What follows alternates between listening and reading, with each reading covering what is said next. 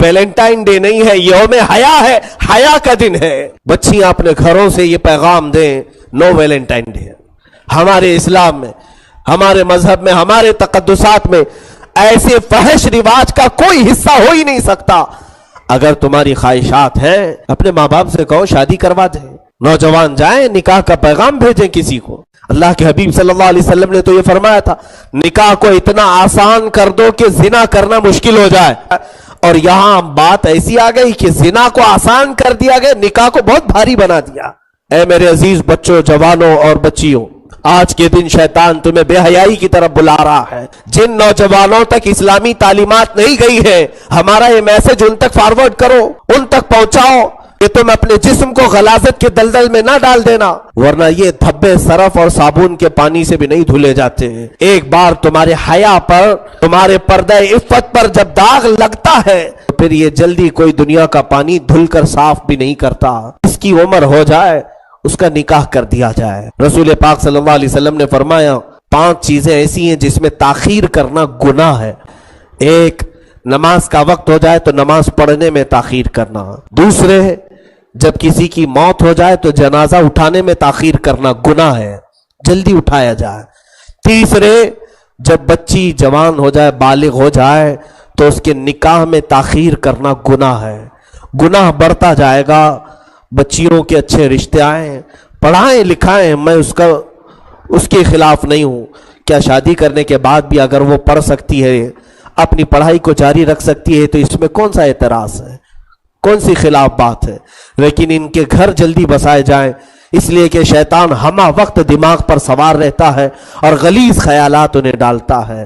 اسی طرح نوجوان لوگوں سے بھی، اور جو بڑے لوگ ہیں، یہ نکاح کو آسان بنائیں، نکاح کو آسان کریں۔ آج کے دن میں سب سے یہی گزارش کروں گا، بچوں سے، بچیوں سے، اس برے رسم و رواج کا کلی طور پر بائیکاٹ کریں۔ جب کسی سے زنا ہو جاتا ہے تو اس کی کتنی خرابیاں جانتے ہیں؟ 15 مصیبتیں اس پر اللہ نازل فرماتا ہے۔ 15 مصیبتیں ایسی کہ 5 دنیا میں، 5 قبر میں اور 5 حشر کے دن۔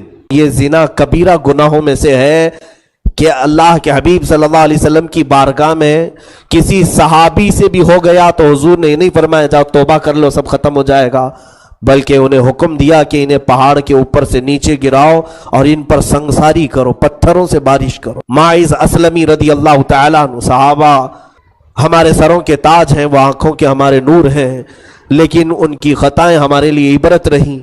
سنگسار کیا گیا تو ماں و شما کا حال کیا ہے میرے عزیزو؟ یاد رکھنا اللہ رب العزت تمہارے ہر چیز کو، ہر فعل کو دیکھ رہا ہے۔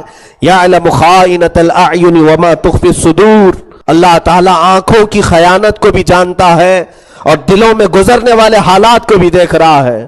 وہ بچے اور بچیاں جو اپنے گھروں سے ماں باپ کو بول کر گئیں کہ آج کالج ہے، ہمارے کلاسز ہیں، فلاں جگہ جانا ہے، ملنا ہے، اور پھر ماں باپ کو دھوکہ دے کر کے اگر اپنے معشوق اور اپنے محبوب کے ساتھ رنگ رلیاں منانے کی کوشش کر رہے ہیں، ہو سکتا ہے کہ تم نے اپنے ماں باپ کی آنکھوں کے پر دھول جھونک دیا ہو، تم نے اپنے بھائی بہنوں کو چھپ کر کے اپنے جسم کو غلیظ کر لیا ہو۔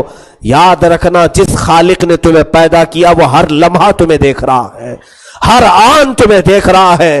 جس وقت تمہارا بدن آشکار ہوتا ہے اس وقت بھی رحمان تمہیں دیکھ رہا ہے۔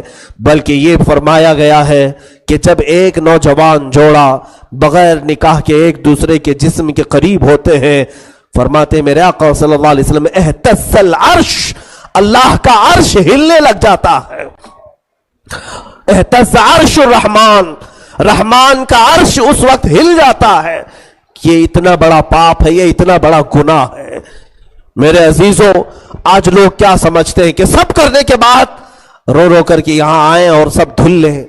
یاد رکھنا اگر اسی حالت میں تمہاری موت ہوئی، کیونکہ میرے آقا فرماتے ہیں زنا کرنے کے وقت ایمان اٹھا لیا جاتا ہے، ایمان اٹھا لیا جاتا ہے۔